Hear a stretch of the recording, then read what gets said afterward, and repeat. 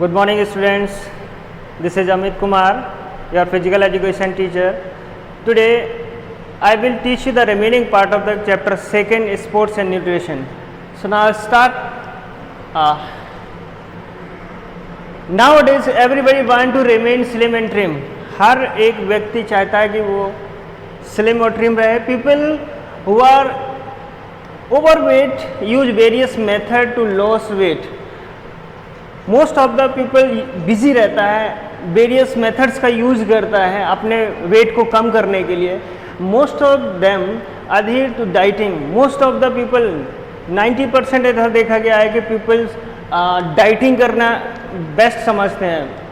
In the beginning dieting process good result of success. आप ये कहने का मतलब ये है कि डाइटिंग के टाइम पर जब शुरुआत होती है तो मोस्ट ऑफ द पीपल क्या करते हैं कि सक्सेस जल्दी पा जाते हैं. But after initial success it add more weight later on. इसके बाद वो क्या करता है कि एक्सरसाइज जैसे कि वेट कम हो गया और उसने वेट डाइटिंग छोड़ रखी है, तो उसके बाद से क्या होता है कि वो after dieting after good result of success उसके बाद क्या होता है कि और ज़्यादा जो उसका नॉर्मल वेट होता है उससे भी ज़्यादा वो वेट गेन कर जाता है. तो इन सब को देखते हुए there are some pitfalls. Dangerous of dieting tips keep us away from losing और reducing weight. The major pitfalls of dieting are stated below. इन सब को ध्यान में रखते हुए क्या करना चाहिए, ये डाइटिंग करना कितना खतरनाक है, ये कितना डेंजरस है आपकी बॉडी के लिए, कुछ पॉइंट्स पर दे रखे हैं, मैं आपको एक्सप्लेन करके बताता हूँ. जैसे कि extreme reduction of calories. Most of the people क्या करते हैं कि डाइटिंग करना उनके वो सोचते हैं कि डाइटिंग करना बहुत अच्छा रहेगा, मैं डाइटिंग करना स्टार्ट कर दूंगा मेरा वेट लॉस हो जाएगा, लेकिन ऐसा नहीं कर पाते हैं वो. तो क्या करते हैं अपनी डाइट में एक्सट्रीम लेवल पर, जैसे कि मोस्ट ऑफ द कंपोनेंट्स होते हैं, कार्बोहाइड्रेट है, प्रोटीन है, विटामिन है, इन सभी का क्या करते हैं रिडक्शन कर देते हैं, कैलोरी को कट कर देते हैं, जिसकी वजह से बॉडी को प्रॉपरली तरीके से न्यूट्रिएंट्स नहीं पहुंच पाते हैं. जो रिक्वायरमेंट होती है बॉडी की डेली रिक्वायरमेंट होती है वो पूरा नहीं हो पाता है. इसलिए बॉडी हो सकता है आपका बहुत ही वीक हो जाए, हो सकता है आपको एनोरेक्सिया हो सकता है. तो इसलिए इसको नहीं करना चाहिए. Restriction of some nutrients. इस कहने का मतलब ये कुछ न्यूट्रिएंट्स डाइट्स के कुछ ऐसे न्यूट्रिएंट्स होते हैं जो अपनी डाइट से कम कर देते हैं, जैसे कि कार्बोहाइड्रेट है, रिच कार्बोहाइड्रेट है, और क्या करते हैं उनको अपनी डाइट से अलग कर देते हैं. बट आपकी बॉडी का जो रिक्वायरमेंट हो डेली रिक्वायरमेंट है वो जैसे कार्बोहाइड्रेट मोर कार्बोहाइड्रेट का इतना ज़्यादा रोल है आपकी बॉडी के अंदर, क्योंकि सोर्स ऑफ एनर्जी माना गया कार्बोहाइड्रेट को. तो मोस्ट ऑफ द पर्सन क्या करते हैं कार्बोहाइड्रेट को हटा देते हैं. तो ऐसा नहीं करना चाहिए. Skipping meals. ऐसा देखा गया है कि मोस्ट ऑफ द ये रिसर्च स्टडी में इंडिकेट भी हुआ है, फीमेल्स ऐसा करती हैं कि किसी भी टाइम का खाना छोड़ देती हैं और नेक्स्ट टाइम वो जब खाना खाती हैं तो बॉडी हमारा वो डबल अमाउंट में एनर्जी को रिजर्व कर लेता है, कंजर्व कर लेता है, जिससे कि वो एक्स्ट्रा वेट गेन कर जाती हैं. Intake of calories through beverages. वो सोचते हैं कि हम हार्ड फूड नहीं खाएंगे, हम कैलोरी हार्ड अमाउंट उसमें नहीं लेंगे, हम लिक्विड फॉर्म में लेंगे कैलोरी, तो हमारा वेट नहीं बढ़ेगा. लेकिन वो ये भूल जाते हैं कि जैसे बेवरेजेस है, जैसे जूसेस हो गए, कॉफ़ीज़ हो गई है, इस तरीके से ये बेवरेजेस का लेना है कैलोरीज का, तो आपको ये पता नहीं रहता कि कार्बोहाइड्रेट अदर फॉर्म में जा रहा है, लेकिन कार्बोहाइड्रेट जब आपकी बॉडी में जाएगा तो मोर वेट गेन करेंगे आप. इसलिए इसको भी ध्यान में रखते हुए आपको लिमिटेड अमाउंट में लेना है अगर आप अपना रेगुलर रूटीन चाहते हैं कि हम स्लिम और ट्रिम हो जाए तो. नेक्स्ट है understanding the calories. Most of the person यही नहीं समझते हैं कि कैलोरी कितना लेना चाहिए कितना नहीं लेना चाहिए. मोस्ट ऑफ द पर्सन ये सोचते हैं कि मैं खाली, जैसे मोर एग्जांपल, बिस्किट खाते हैं, अगर 2-3 बिस्किट कैलोरीज कॉफ़ी वाइट या चॉकलेट वाइट बिस्किट लेते हैं तो उसमें 140 कैलोरीज मिलता है 3 बिस्किट में. और वही क्या सोचते हैं कि हम वो बिस्कुट ना लेके अदर बिस्किट लेते हैं, लेंगे वो बेनिफिशियल होगा, क्योंकि उसमें जो फैट्स मिक्स होता है और क्या करते हैं वो, अगर 1 पैकेट भी ले लिया तो 120 कैलोरी उसमें मिलता है। 140 कैलोरी किसमें मिलता है, 3 बिस्किट्स जो आपके चॉकलेट से रिलेटेड है, चॉकलेट उसमें मिक्स है। तो ऐसे बिस्किट्स को अवॉइड करना चाहिए, नहीं लेना चाहिए। आपको ये अंडरस्टैंडिंग, आपको मालूम होना चाहिए कि कितनी कैलोरी किस चीज़ में है, कितना हमको लेना है, कितना कार्बोहाइड्रेट लेना है, कितना नहीं लेना है। तो इसलिए नेक्स्ट पॉइंट है intake of level food. Intake of level food का मतलब है कि आपको जितने भी फूड कंपोनेंट्स हैं, मीन्स जो एसेंशियल न्यूट्रिशंस हैं, वो आपको प्रॉपर लेवल्ड में रखना है। ना तो आपको ज़्यादा लेना है, अगर आपने ज़्यादा लिया है तो आपका चांस हो जाता है कि आपको वेट गेन करना है, स्वाभाविक है। नेक्स्ट हो गया कि आप नॉट एक्सरसाइज, आप एक्सरसाइज नहीं करते हैं और आप चाहते हैं कि हम वेट गेन कर लें, सॉरी वेट रिड्यूस कर लें, तो ऐसा पॉसिबल नहीं है। तो इसलिए आपको वो एक्सरसाइज रूटीन में रखना होता है। नेक्स्ट है आपका, नेक्स्ट टॉपिक है food intolerance. Food intolerance is more common than food allergy. ये एक फूड एलर्जी है, जैसे कि फूड देख के भूख ना लगना, मीन्स आपको खाना खाने की इच्छा ना होना। Food intolerance is a term use widely of varied physiological responses associated with a particular food. किसी पर्टिकुलर फूड को आपका डाइजेस्टिव सिस्टम, जैसे नीचे दे रखा है, individual elements of certain food can not be properly processed and observe by the digestive system.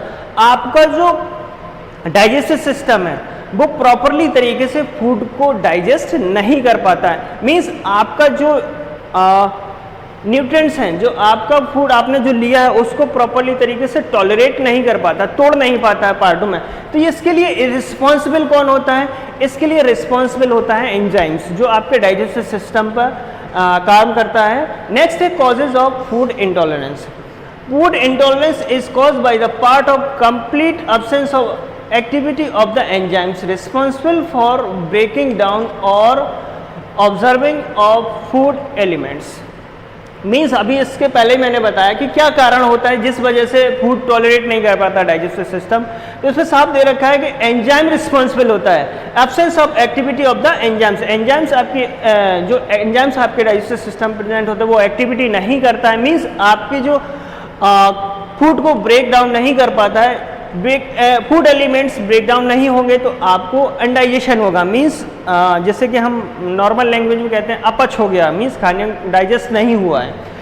This deficiency are usually innate. Some time food intolerance can be diet related और can be due to illness. हो सकता है कि आप ये दो कारण से होता है कि हाँ, हो सकता है कि कभी कभी आपका डाइट रिलेटेड हो, डाइट आपको जो नहीं लेनी चाहिए, या एक्स्ट्रा अमाउंट में आप जैसे रेगुलर खा रहे हैं डाइट वो उसको ना लेते हैं, और ज़्यादा अमाउंट में ले लिया आपका digestive system. More examples, digestive system 500 grams आपका टॉलरेट कर पाता है पर डे के हिसाब से, मोर एग्जांपल, और आपने ले लिया 750 ग्राम्स। तो हो सकता है जो एक्स्ट्रा खाया वो आपने आपके डाइजेस्टिव सिस्टम में उसको टॉलरेट ना कर पाए, जिसकी वजह से आप कह सकते हैं कि डाइट रिलेटेड आपने डाइट ऐसी ले ली जो डाइजेस्टिव सिस्टम उसको टॉलरेट नहीं कर पाता। या एक कारण हो सकता है कि इलनेस, आप बीमार रहते हो बहुत ज़्यादा, जिसकी वजह से हो सकता है। नेक्स्ट है आपका सिम्टम्स। जब डाइजेस्टिव सिस्टम आपके फूड को टॉलरेट नहीं कर पाता है तो आपके जो सिम्टम्स हैं वो कैसे दिखते हैं आपकी बॉडी के अंदर। Food intolerance can cause nausea, stomach pain, diarrhoea, vomiting, flatulence, gas, cramps, heartburn, headaches, irritability, nervousness etcetera. ये सभी कारण है। आपको जब डाइजेस्टिव सिस्टम प्रॉपरली तरीके से वर्क नहीं करता है तो आपके बॉडी में जो सिम्टम्स दिखते हैं, जैसे कि वॉमिटिंग, आपको वॉमिटिंग हो सकता है, फ्लूटुलेंस, गैस बन सकती है, cramps, heartburn, headache, irritability, nervousness. आपको इरिटेबिलिटी का एक एग्जांपल दें, अगर आपके स्टमक में पेन हो रहा है और आपको कोई वर्क करने के लिए बोल दे तो आप क्या हो जाते हैं, इरिटेट हो जाते हैं, आप बहुत ही चिड़चिड़े स्वभाव में बोलते हैं कि मेरे पेट में पेन हो रहा है और आप मेरे से काम करने के लिए बोल रहे हैं। तो ये आपके एक सिम्टम्स हैं, ये वो सिम्टम्स हैं आपके फूड इंटॉलरेंस का। नेक्स्ट टॉपिक है आपका मैनेजमेंट ऑफ फूड इंटॉलरेंस। इसको कैसे मैनेज करेंगे। Individual can try major changes of diet to exclude food causing clear cut reaction. Means अगर आप इसको ठीक करना चाहते हैं तो सबसे पहले आपको अपनी डाइट के अंदर चेंजेस करने पड़ेंगे. If you can enable to know the food which cause problem, you should seek expert medical help. अगर आपको ऐसा प्रॉब्लम है, अगर आप ऐसा नहीं कर पाते हैं तो आपको एक एक्सपर्ट की, जो उस डाइट्स का एक्सपर्ट होगा, उससे आपको मेडिकल हेल्प लेनी है. Guidance can also provided by your general practitioner to assist in diagnosis and management for managing food intolerance. अगर आप जनरल प्रैक्टिशनर मीन्स जैसे कि नॉर्मली कोई प्रैक्टिस कर रहा है तो आपको गाइड कर सकता है कि आपको किस तरीके से को मैनेज करना है, अपने डाइट में किस तरीके से चेंजेस करना है. और अगर ऐसा नहीं कर पाते हैं, अगर आपको बहुत ज़्यादा प्रॉब्लम है, तो इसमें जो थेरेपीज होती है, fructose intolerance therapy, lactose intolerance therapy और हिस्टामाइन इंटॉलरेंस थेरेपी, ये सभी थेरेपीज़ भी आपके फूड इंटॉलरेंस को ठीक करने में मदद करते हैं. मीन्स आपके डाइजेस्टिव सिस्टम को इम्प्रूव करने में भी मदद करते हैं. नेक्स्ट पॉइंट है आपका फूड मैथ्स. इसका मीन्स ये है कि जो तथ्य हैं, जो आपके तथ्य हैं, मीन्स जो कहावत कही गई है, उसको मानते हैं कि there are various food myths. बहुत सारे ऐसे मिथक हैं preventing not only in India but overall world. ये इंडिया का ही नहीं प्रॉब्लम, ये सारे के सारे वर्ल्ड में. कैसा कि what to eat, when to eat, how often to eat, कब खाना है, क्या खाना है और कैसा खाना है. Questions which usually focus most of the individual. हर एक इंडिविजुअल के दिमाग में यही क्वेश्चन रहता है कि किस तरीके से खाना है, कब खाना है, क्या खाना है. नेक्स्ट है, तो इसके लिए most of common food myths are still prevalent in your contemporary society are stated subsequently. आपके सोसाइटी में जो फूड मैथ्स दे रखे हैं उसी के अकॉर्डिंग आप मानते हैं, ऐसा मानना है, ऐसा माना चला आ रहा है. Not in only in India but overall world. बोलते हैं कि पोटैटो मेक्स यू फैट. हाँ, I know potato makes you fat, but potato responsible कब होता है? जब वो ब्रेक डाउन होगा. आप एक लिमिटेड अमाउंट में लेंगे तब जाके ये आपके बॉडी में फैट में कन्वर्ट होगा. ठीक है ना. तो आप एक लेवल फूड ले सकते हैं, ऐसा मानना नहीं. ये आप बोलते हैं कि पोटैटो नहीं खाएंगे तो हम पतला हो जाएंगे, या पोटैटो ज़्यादा खाएंगे तो मोटा हो जाएंगे, बट ऐसा नहीं है. पोटैटो आपके लिए बेनिफिशियल है क्योंकि इसमें कार्बोहाइड्रेट स्टार्च होता है, वो आपको कार्बोहाइड्रेट के फॉर्म में मिलता है. Next, fat free products will help you losing wait. ऐसा मानते हैं कि फैट फ्री प्रोडक्ट्स, जो मार्केट में आपको फैट फ्री प्रोडक्ट्स देते हैं ना, डिफरेंट टाइप, उसमें टेबल बना देते हैं कि एनर्जी इतना इतना है, आप उससे कई गुना ज़्यादा ले जाते हैं. कभी कभी आप ऐसा मानते हैं कि मैं ऐसा नहीं खाऊंगा, फैट फ्री प्रोडक्ट्स खाएंगे, बट आपको इतना पता नहीं होता है कि उसमें कितना फैट है, आप वो एक्स्ट्रा अमाउंट में उसको ले जाते हैं. तो ऐसा मानना है fat will help you losing weight, but मैं इसको सुटेबल नहीं मानता. बहुत सारी रिसर्च स्टडी ने भी इंडिकेट किया है कि fat free products will help you losing weight, but consult when you will take the fat free products with consult with the experience doctors. जो एक एक्सपीरियंस डॉक्टर है, न्यूट्रिशनिस्ट है, उसका हेल्प लेके आपको इसका सेवन करना चाहिए. नेक्स्ट है, egg increase cholesterol level so avoid them. अब जाहिर सी बात है कि egg increase the cholesterol level, okay, I understand, but जब एक अमाउंट में, जैसे कि डाइट में माना, रिसर्च स्टडी में माना गया कि पर डे अगर आप 1 एग लेते हैं तो उसमें आपका प्रोटीन भी होता है, विटामिन्स भी होते हैं. ठीक है, तो आप लेवल फूड में आएगा वो. अगर आप एक्सट्रीम ले लेते हैं, जैसे कि बहुत सारे लोग क्या, जो डाइटिंग शेड्यूल है वो उसमें मिक्स करते हैं कि 5-4 एग को कंप्लीटली लेना है, तो जिसकी वजह से वो सोचते हैं कि मेरा कोलेस्ट्रॉल लेवल बहुत हाई हो जाएगा. अगर आप 1 एग पर डे लेते हैं तो ऐसा कुछ भी नहीं होगा. इंक्रीज कोलेस्ट्रॉल लेवल अगर आप एक्सट्रीम अमाउंट में लेते हैं तब होगा. Next, do not take milk immediately after eating fish. कुछ लोगों का मानना है कि आप फिश खाने के बाद तुरंत ही मिल्क नहीं लेना चाहिए, बट रिसर्च स्टडी ऐसा कहता है कि ऐसा कुछ भी नहीं है. कुछ रिसर्चर्स ने बोला है कि immediately after eating fish you will take the milk. तो आपकी बॉडी में अगर आप कंटिन्यूसली लेते हैं तो पॉइजन बनना स्टार्ट हो जाता है, बट ऐसा कुछ नहीं है. आप ले सकते हैं, लेकिन एक अमाउंट में, ऐसा नहीं कि एक्सट्रीम अमाउंट में ले लिया, आपका बॉडी डाइजेस्ट नहीं कर पा रहा, उसको टॉलरेट नहीं कर पा रहा, वॉमिट भी कर सकते हैं, आपके डाइजेस्टिव सिस्टम में प्रॉब्लम भी हो सकता है, तो एक लिमिटेड अमाउंट में इसको ले सकते हैं। Drinking while eating make you fat, अगर आप खाने के बीच में पानी पीते हैं, मीन्स जैसे कि इसमें क्या है, drinking while eating the fat make you fat, अगर आप खाना खाते टाइम बीच में पानी पीते हैं तो बोलते हैं कि आपका डाइजेस्टिव सिस्टम गड़बड़ हो जाएगा या आपका डाइजेस्टिव सिस्टम उसको टॉलरेट नहीं कर पाएगा, बट ऐसा कुछ नहीं है। लेकिन रिसर्च स्टडी यहाँ पर ये कहता है कि अगर आप 1 से 2 घूंट मीन्स 100 ml या 200 ml अगर आप पानी खाने के बीच में लेते हैं तो ये आपके फैट को इंक्रीज नहीं करेगा, बट आपकी डाइजेस्टिव सिस्टम की एबिलिटी को इंक्रीज कर देगा। ये रिसर्च स्टडी का कहना है, मैं इस पर रिसर्च नहीं किया, लेकिन हाँ अगर आप ऐसा करना चाहते हैं तो एक बार आप करके देख लीजिए। आपका हो सकता है कि आपको कभी खाना खाते टाइम ऐसा फील हुआ हो कि मेरे को ऐसा लगा है कि हाँ बहुत ज़्यादा पेन हो रहा है, मुझे पानी पीना चाहिए, उसके बाद फिर खाना खाते हैं, तो ऐसा चलता है। अगर ऐसा होता तो most of the individual fatty होते हैं, बीच में खाना में पानी पी लिया और वो कंटिन्यूसली इस प्रोसेस को जारी रखते हैं। तो कहने का मतलब ये है कि आपका drinking while eating make you fat, ऐसा नहीं है।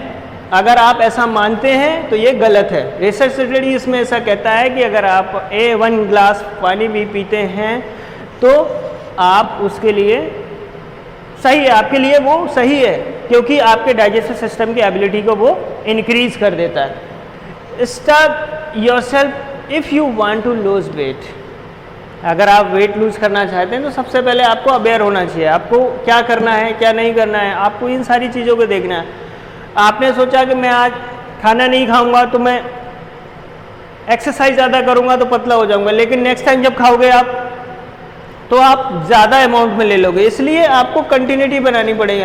Exercise make you eat more, exercise make you eat more, yes, जब एक्सरसाइज करोगे तो आपकी जो एनर्जी है वो लूज होगी और आप सोचते हैं कि उसको खाएंगे और ज़्यादा खाना खाने की इच्छा होगी। नहीं, एक्सरसाइज भी एक रूटीन में रखना होता है, जो आपका डाइट शेड्यूल है उसके अकॉर्डिंग आपका एक्सरसाइज का भी शेड्यूल होता है कि आपको जितना एक्सरसाइज करना है उसके अकॉर्डिंग भी आपको डाइट लेना है। Thank you so much students.